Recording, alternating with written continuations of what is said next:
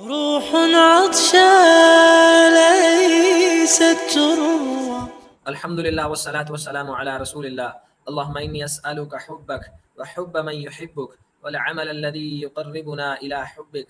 اللهم إنا نسألك حب نبيك والعمل الذي يقربنا إلى حبك. اے اللہ، ہم سب اس بات پہ جمع ہیں، ہم آپ سے آپ کی محبت کا سوال کرتے ہیں، اور اس کے بعد آپ سے آپ کے نبی محترم جناب محمد کریم صلی اللہ علیہ وسلم کی محبت کا سوال۔ ہم اپنی بات کا آغاز کرنے جا رہے ہیں صلح حدیبیہ سے۔ صلح حدیبیہ کب ہوئی؟ 6 ہجری کے اندر، اور اس کے مختلف نام بھی ہیں۔ اس کو غزوہ حدیبیہ بھی کہا جاتا ہے، کیونکہ 6 ہجری کے اندر نبی علیہ السلام ذی القعدہ کو عمرہ کی نیت سے روانہ ہوئے، مگر مشرکین مکہ کو آپ کو روک دیا۔ ابن مکتوم پیچھے مدینہ کے نبی علیہ السلام نے ان کے سپورٹ کیا۔ 1400 صحابہ نبی علیہ السلام کے ساتھ تھے، اور ام سلمہ بھی ساتھ تھی۔ اور نبی علیہ السلام کی یہاں سے ایک سنت پتہ لگی، جب بھی ٹریول کرتے قرعہ ڈال کے کسی ایک ہماری ماں اہلیہ محترمہ کو ضرور ساتھ لے جاتے ہیں، قرعہ ڈال کے۔ یہ نبی علیہ السلام کا ایک طریقہ مبارک تھا۔ اور ذوالحلیفہ میں قیام کیا، اور جانوروں کو وہ ایک خاص پٹا، خاص بیلٹ، خاص نشان، جس سے پتہ لگے کہ یہ قربانی کے جانور ہیں، ہدیے، یعنی ہم کسی جنگ یا لڑائی کا ارادہ نہیں کرتے۔ اور ایک بنو خزاعہ قبیلے کا ایک جاسوس ذوالحلیفہ پہ مل گیا، اس کو واپس مکہ بھیجا گیا۔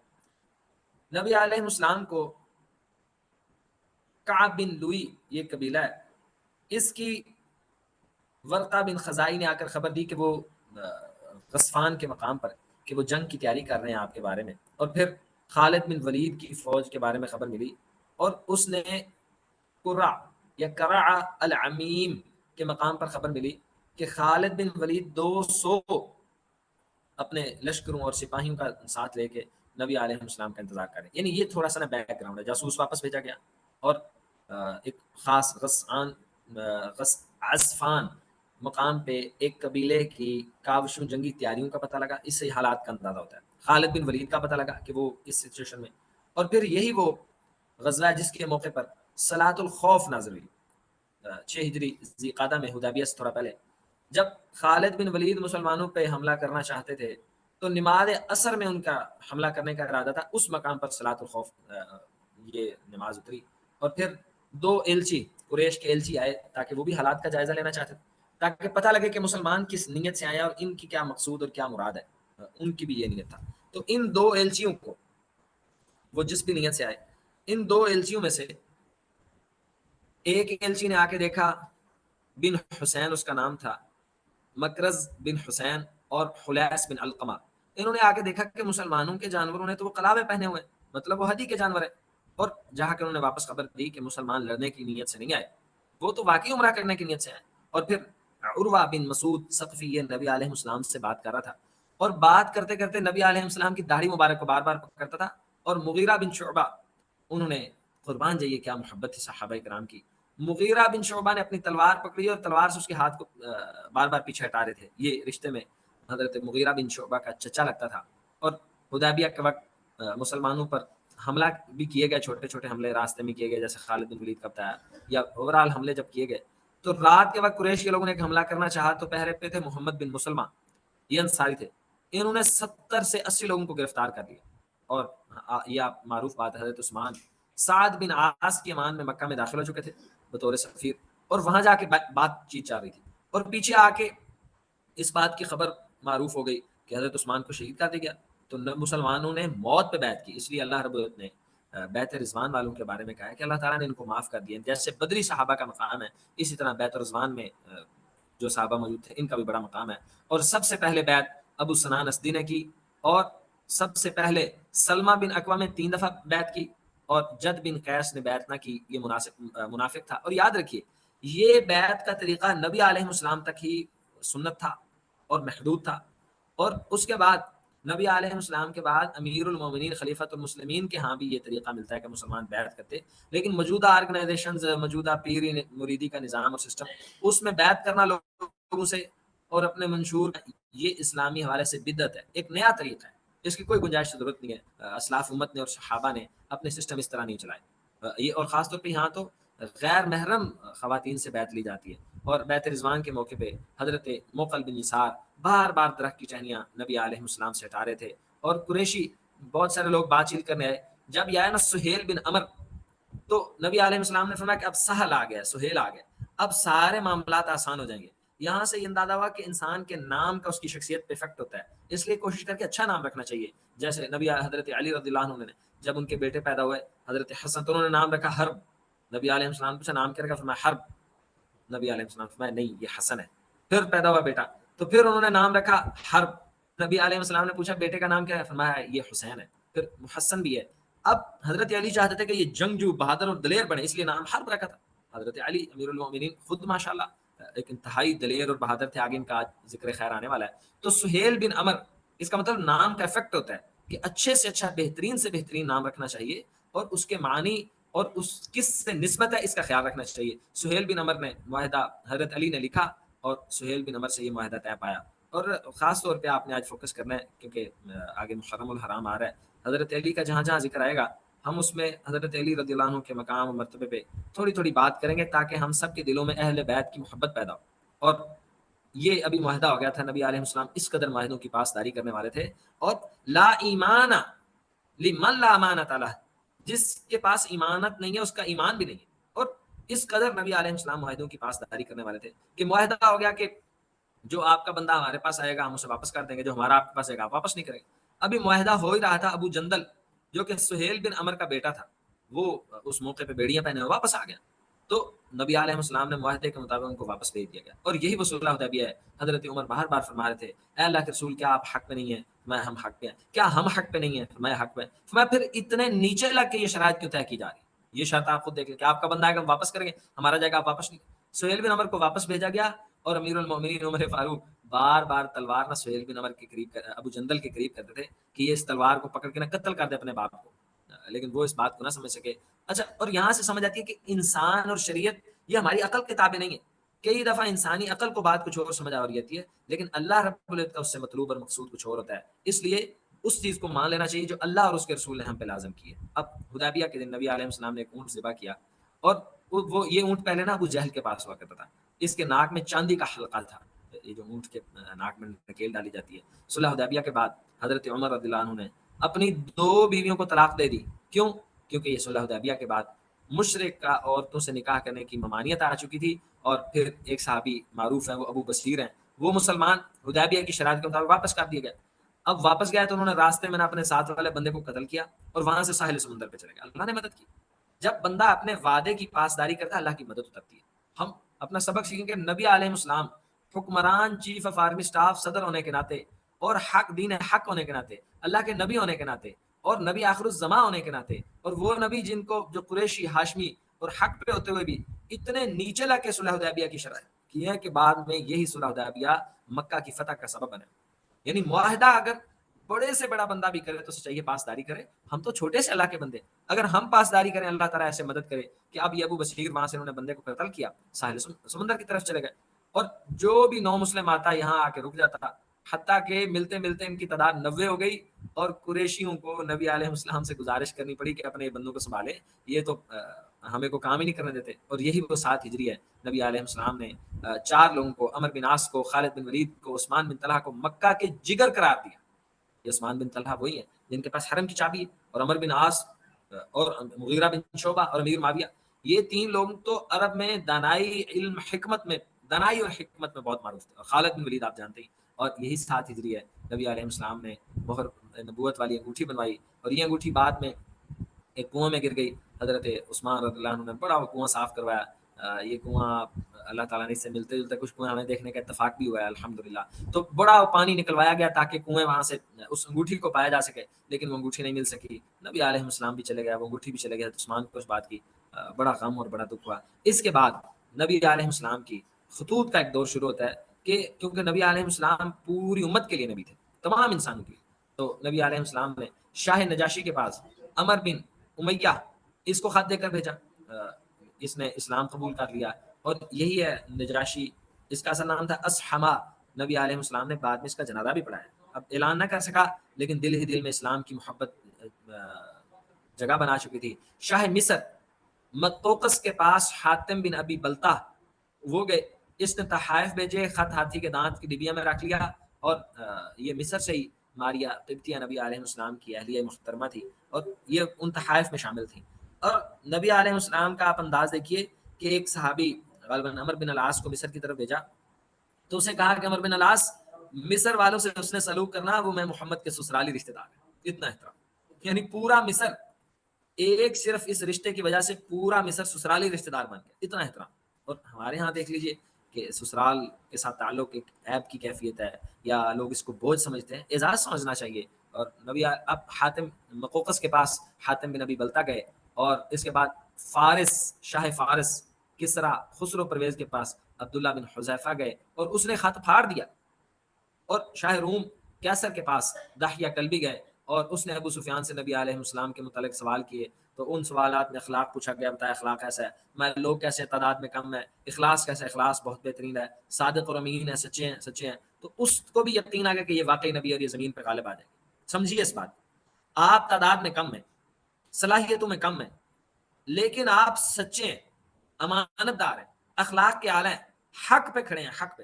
جتنے مرضی دنیا کے اسباب کی کمی ہے، اسٹیٹس کی کمی ہے، منزل نظر نہیں آتی، لوگ ساتھ نہیں ہیں، کوئی تعاون کرنے کو تیار نہیں ہے، طرح طرح کے خوف ہیں، طرح طرح کے تانے اور مسائل اور مصائب اور پریشانی ہیں، مگر آپ میں اگر یہ دو بنیادی خوبیاں ہیں کہ آپ سچے ہیں اور امین ہیں اور اخلاق و کردار کے بہترین ہیں، تو اللہ تعالیٰ جلد آپ کو پوری دنیا پہ غلبہ عطا فرمائے گا. تو اس نے بھی نبی علیہ السلام کے اس چیز کی اعلان کیا کہ جلد یہ دنیا پہ چھا جائیں گے. اور بحرین کی طرف منزع بن ساوی کے پاس حضرت اعلیٰ بن حضرمی ان کو بھیجا گیا، اور جزیہ دینے پہ راضی ہو گیا تھا، لیکن مسلمان نہ ہو سکا.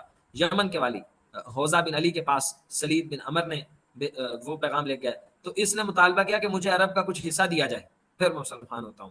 اور حاکم دمشق حارث بن ابی سمبر غسانی کے پاس شجاع بن وہب گئے، لیکن وہ متکبر ہو گیا اور ایمان کی نعمت نہ لا سکا. شاہ عمان جعفر کے پاس عمر بن عاص گئے، اور یہ اپنے بھائی سمیت مسلمان ہو گیا. یہ نبی علیہ السلام نے بڑے بڑے لوگوں کو خطوط لکھ کے ان کو اسلام کی دعوت دی ہے. ہمارے پاس ہمارے قرب و جوار میں جو قریب یہ یعنی سنت مطہرہ ہے کہ آپ ان تک کسی طرح پیغام پہنچائیں، زوم میٹنگ کا لنک بھیج دیں، ٹیکسٹ میسج بھیج دیں، دعوت دین کے غرض سے. اس کا مطلب کہ یہ جو کمیونیکیشن کے ٹولز ہیں ہمیں ان کو یوز کرنا چاہیے اللہ تعالیٰ کے دین کی دعوت کو پہنچانے کے لیے. غزوہ غابہ یا ذی قرد یہ بھی 7 ہجری میں خیبر سے 3 دن پہلے ہوا. اب غزوہ خیبر کا ہم تھوڑا سا تذکرہ اور ذکر پڑھیں گے کہ یہ خیبر کا غزوہ کیا ہے اور کب ہوا. کوئی بتائے گا کہ یہ خیبر کا غزوہ کن سے ہوا،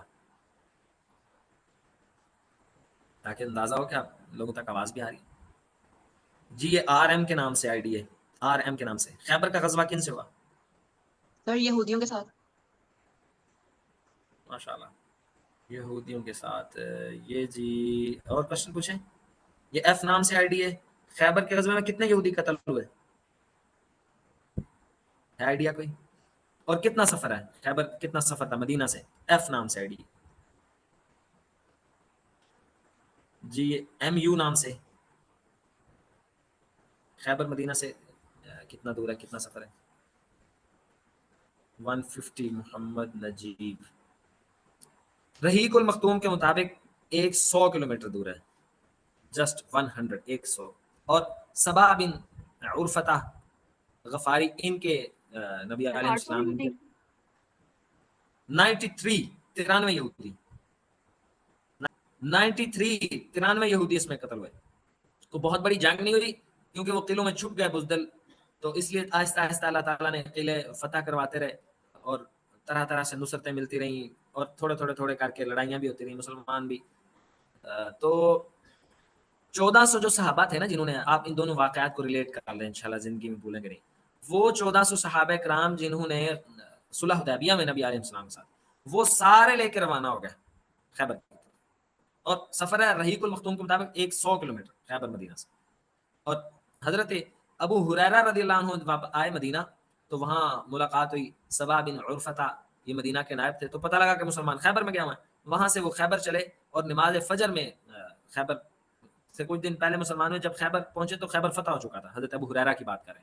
اب تصور کیجئے 7 ہجری میں مسلمان ہو رہے ہیں، اور نبی علیہ السلام کب دنیا سے گئے، کب وفات پائیے،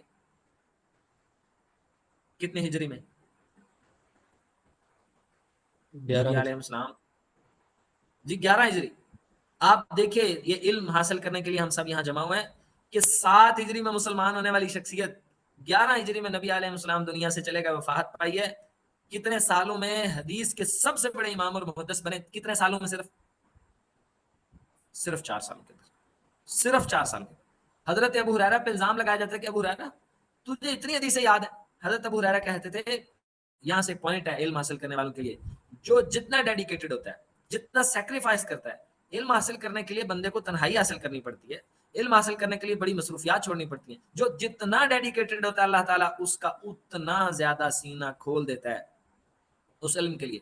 اور صرف اس 4 سالوں میں مسجد نبوی میں وہاں رہتے اور علم نبی علیہ السلام کا انتظار کرتے، اور صحابہ اکرام میں سے محدث بن کے سامنے آئے صرف تھوڑے عرصے میں. سمجھ آئی کہ ٹائم پیریڈ میٹر نہیں کرتا، میٹر کرتا ہے کہ جب بندے کو بات سمجھ آ جائے اس کے بعد وہ اسٹرگل کتنی کرتا ہے اور پھر اللہ تعالیٰ کا فضل اس پہ کتنا ہوتا ہے. اور خیبر نے بنو غطفان سے مدد مانگی. نبی علیہ السلام نے خیبر کی لڑائیوں میں قیادہ میں سے سلمہ بن اکوا کو اور سواروں میں سے ابو قتادہ کو افضل ترین قرار دیا. اب خیبر کے تھوڑے سے قلعے اور ان کی سچویشن ہے. خیبر میں نبی علیہ السلام کا نعرہ تھا اللہ اکبر، خیبر تباہ ہوا. اللہ اکبر، خیبر تباہ ہوا. اور خیبر کے جنگجو کچھ نے کہا کہ قلعہ ناعم اور کچھ نے کہا قلعہ نضات، اس میں چھپے ہوئے تھے. ناعم میں بہتر سمجھتا ہوں، اس میں جا کے چھپ گئے. اور مسلمانوں کے کہنے پر مسلمان خیبر جانے سے پہلے خباب بن منذر کے کہنے پہ مسلمانوں نے پڑاؤ ڈالا ایک جگہ. اور ٹوٹل آبادی کتنی تھی تھوڑا سا؟ خیبر نہ اصل میں 2 حصوں میں تقسیم تھا. ایک میں 5 قلعے تھے اور دوسرے میں 3 قلعے تھے.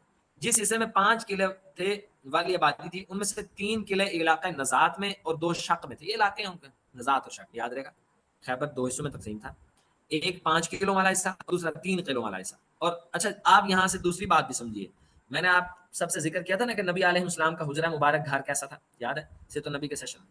اب یہ مدینہ ہی کے دور آپ یہ مت سوچیں، ہم سمجھتے ہیں کہ نبی علیہ السلام اگر اس دور میں تھے اور گھر اتنا سادہ تھا تو اب سارے اس طرح سادہ سادہ ہوتے تھے. نہیں، غلط بات. مدینہ میں بھی اس دور میں قلعے موجود تھے، یعنی بحریہ ٹاؤن اور ڈیفنس اور بڑے بڑے محل اور کوٹیاں اس وقت بھی موجود تھے، بڑی بڑی عیش و عشرت والے موجود تھے. یہ دیکھیے نا آپ قلعوں کی تعداد چیک کر کے دیکھیے خیبر کے.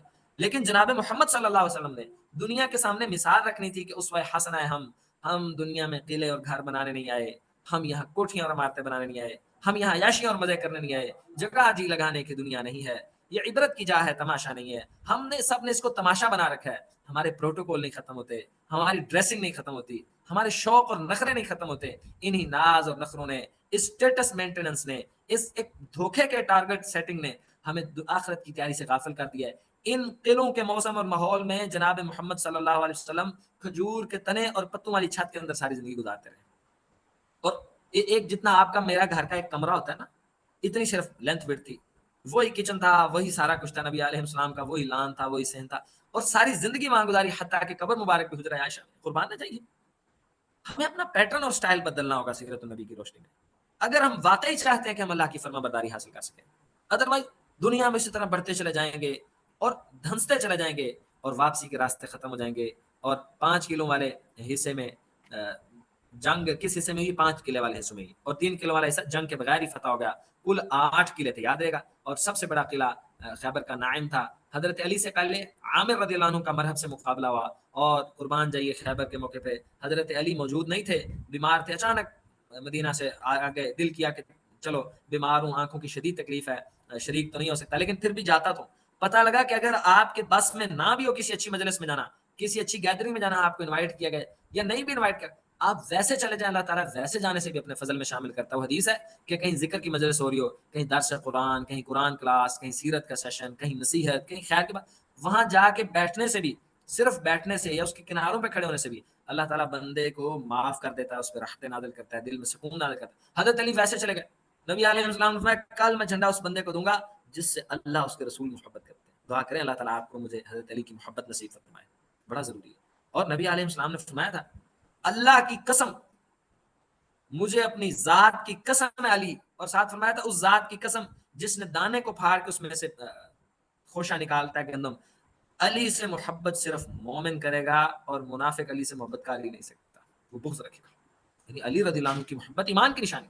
اب بیمار اتنے تھے کہ اکیلے چل نہیں سکتے تھے، لیکن ویسے ہی وہاں پہنچ گیا کہ چلو میں بھی آتا ہوں. نبی علیہ السلام نے علی کو بلایا، سہارے سے کسی کے ساتھ آئے، آنکھیں اتنی شدید تکلیف میں تھی، لعاب دہن لگایا، اللہ تعالیٰ نے شفا دے دی. یہ ہے میرے نبی کا مبارک لعاب. فدا کا بھی و امی، جس پیاری ذات کا لعاب دہن اتنا برکت والا ہے، اس کی بات کتنی برکت والی ہوگی، ان کی سنت صلی اللہ علیہ وسلم کس قدر شفا سے بھری ہوئی ہوگی. اور ہم کوشش کریں اس سنت کو اوڑھنا بچھونا بنائیں، اس سنت کے ساتھ زندگی گزاریں. حضرت علی رضی اللہ عنہ نے جھنڈا لیا، وہاں سے چل دیے، یہ اگلی بات، اور منہ آگے کیا ہوا تھا. اب امیر الاطاعت رسول سے کہتے ہیں سنت کے ساتھ تعلق جب تک بندے کا نہیں ہے وہ کبھی کامیابی کے راستے پہ نہیں چل سکتا. حضرت علی نے منہ منزل کی طرف کیا ہوا اور سوال کیا اللہ کے رسول صلی اللہ علیہ وسلم، خیبر کے لوگوں کو دعوت کس چیز کی دینی ہے؟ اور مفسرین نے اور سیرت نگاروں نے حدیث میں آتا ہے کہ حضرت علی نے پیچھے منہ نہیں کیا، مڑ کے پیچھے نہیں دیکھا، کہ جب نبی علیہ السلام وما آتاکم الرسول فخذوه وما نهاکم عنه فانتهوا، کہ جو آپ کو رسول دے بس ڈو ایز ڈائریکٹڈ. آگے منہ کیا ہوا، آگے منہ کر کے پیچھے مخاطب ہے اللہ کے رسول، ان کو دعوت کیا دینی؟ نبی علیہ السلام میں انہیں اس بات کی دعوت دو اللہ ایک ہے، نماز قائم کریں، اگر وہ یہ مان لیں تو ٹھیک ہے، اسلام قبول کر لیں تو ٹھیک ہے، ورنہ جزیہ دیں. یہ جو بنیادی اسلام، یہاں سے اندازہ ہوا کہ اسلام کسی کے خون کا قتل کا پیاسا نہیں ہے. اسلام دنیا میں خون اور قتل و غارت چاہتا ہی نہیں ہے. اور اسلامی جنگوں کی وجہ سے 63 اور 57 جنگوں کی وجہ سے 1000 سے بھی کم لوگ 1000 سے بھی کم لوگ قتل ہوئے ہیں ٹوٹل 90 جنگوں میں. مانیں گے آپ؟ یہاں یہ ظالم غزہ فلسطین کے اندر 30 ہزار لوگ شہید کر دیے گئے، نہتے 30,000 کا، یعنی دنیا میں سب سے بڑے بدماش یہ خود ہیں. 30,000 یہ عالمی جنگوں کے اندر 10 لاکھ لوگ، 16 لاکھ لوگ لقمہ اجل بنا دیے گئے. اور ہیروشیما اور ناگاساکی آج بھی بچے وہاں نارمل پیدا ہوتے ہیں، آج بھی ریڈیشنل ایفیکٹس نہیں جاتے. ہائیڈروجن بم انہوں نے تیار کیے، ایٹم بم انہوں نے تیار کیے، امن کے لیے، فساد کے لیے، دنیا میں اپنی بدماشی کے لیے. یہ تو نبی رحمت تھے، یہ تو اسلام تھے. میں آپ سے گزارش کرتا ہوں، آپ نوجوان ہیں، اٹھیے، کام کیجیے. سونے کا وقت نہیں ہے، یہ آرام کرنے کا وقت نہیں ہے. آپ اور ہم، اللہ کا شکر ہے، میرا دل پہلے یہی چاہتا تھا کہ کورس میں سے ہم سب، میں تو سخت جملہ نہیں بولتا، لیکن ایسے لوگ جن کا وقت زیادہ قیمتی ہے، اس سیرت النبی سے بھی زیادہ ان کا قیمتی وقت ہے، ہم ایسے تمام صاحبین و صاحبات کو رخصت کر دیں. تو یہ جو 10 15 20 لوگ میری بات سن رہے ہیں، آپ سب اس بات کو سنیں کہ یہ وقت نہیں ہے سونے کا اور آرام کرنے کا. بات ہماری سیرت النبی سے دور چلے گی. شاید کہ آپ کے دلوں میں جذبہ پیدا ہو، اٹھیے، آپ کی جوانیوں کو اللہ تعالیٰ 4 چاند لگائے، اس اسلام کا دفاع کیجیے، پوری امت کے سامنے، دنیا کے سامنے نقشہ پیش کیجیے کہ اسلام امن کا دین ہے، ہم دنیا میں فساد کے لیے نہیں آئے، یہ فساد کے لیے ہیں، اور جو فساد پھیلا رہے ہیں ان کو بے نقاب کریں. یہاں ماشاءاللہ ایک سیشن میں ہماری ایک فیمیل پارٹیسپیٹ ایک بہن ہے، وہ غزہ کے حوالے سے مل کے بڑی اچھی کمپین چلا رہے ہیں. محسن بھائی بھی سن رہے ہوں گے، وہ بھی اس میں شامل ہیں. تو اللہ تعالیٰ یہ کافی آپ سے ہم سب سے قبول فرمائے. حضرت علی نے خیبر کی جنگ میں آگے منہ کر کے پھر پوچھا، اور نبی علیہ السلام نے پھر حکم دیا، پھر علی گئے، اللہ تعالیٰ نے حضرت علی کے ہاتھ پہ خیبر فتح کیا. اور یہ ایک قلعہ تھا زبیر، یہ فتح نہیں ہوا، آخر کار اس کا پانی بند کر دیا، یہ پہاڑی کی چوٹی پہ تھا. اس طرح یہ قلعہ بھی اللہ تعالیٰ نے فتح کروا دیا. اور عورتیں اور بچے، قلعہ نظار میں ایک اس پر منجنیق سے حملہ کیا گیا، اس میں عورتیں اور بچے تھے صرف. اور خیبر کی پیداوار اور تخمینہ لگانے کے لیے حضرت عبداللہ بن رواحہ جایا کرتے تھے. خیبر کی فتح کے بعد خیبر کو 36 حصوں میں تقسیم کیا گیا، 18 حصے مسلمانوں کے تھے، باقی یہود خیبر کو دیے گئے. یہ لوگ دیکھ بھال اور کام کرتے تھے، جزیہ دیتے تھے.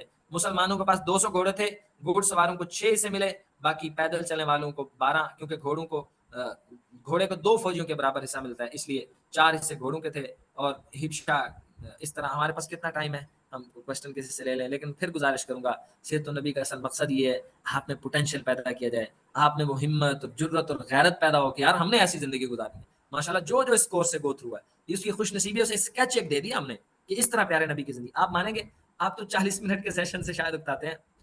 مجھے جب کسی اسکالر کا، کسی عالم کا پتہ لگے، ہم دن میں 7 گھنٹے اور 1.5 گھنٹے کی ایک کلاس کو 3 گھنٹے میں سنتے ہیں، 3 دفعہ سنتے ہیں کہ یار یہ علم کے موتی ہیں، یہ نبی کی وراثت تقسیم ہو رہی ہے، اس کو سمیٹیں اور اس پہ عمل کریں، آگے بڑھتے چلے جائیں. اور آپ میں سے کسی کا کوئی سوال ہے؟ کتنا ہمارے پاس ٹائم رہ گیا؟ آئی تھنک 1-2 منٹ ہو گئے.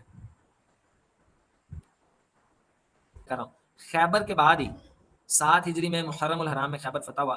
فوری بعد حضرت جعفر ابو موسیٰ اشعری کے بھائی اور قوم کے 50 لوگ 2 کشتیوں میں واپس آئے جو حبشہ ہجرت کر کے گئے تھے. وہ اور حبشہ کے باقی ماندہ لوگوں کو بلانے کے لیے عمر بن امیہ زمری ان کو بھیجا گیا.